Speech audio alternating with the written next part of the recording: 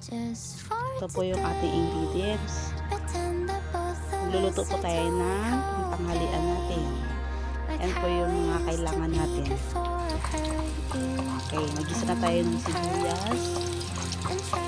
Then, susunod na natin yung bawang.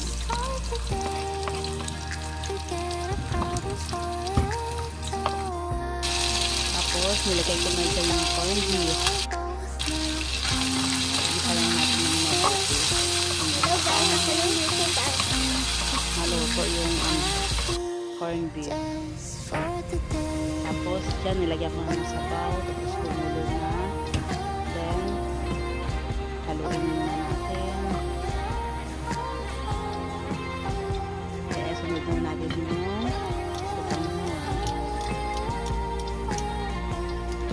tikman ko muna kung okay na yung lasa. At mukhang okay na rin naman. Next na natin yung sotanghon.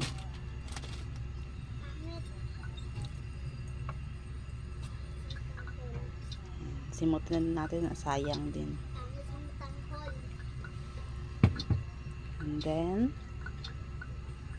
next ay yung gulay.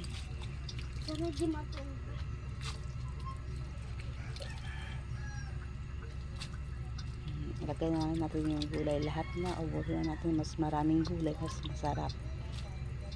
Mas masustansya pag maraming gulay. Ngayon nakumulo na siya. Kulo na siya. At okay na siya. Tinimplahan ko na rin pala yan guys. At okay na yan ang lasa.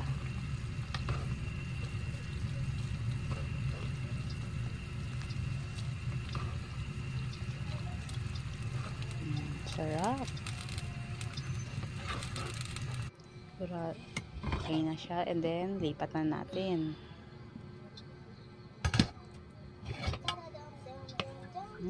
Yummy. Sarap.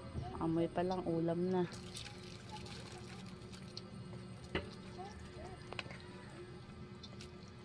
Ang dami. Mauubos kaya namin to. Kaya yan. Sarap yan kasi purong gulay. Then yan. Ang yummy tingnan. Super sarap. Corned beef with sotanghon. At maraming gulay.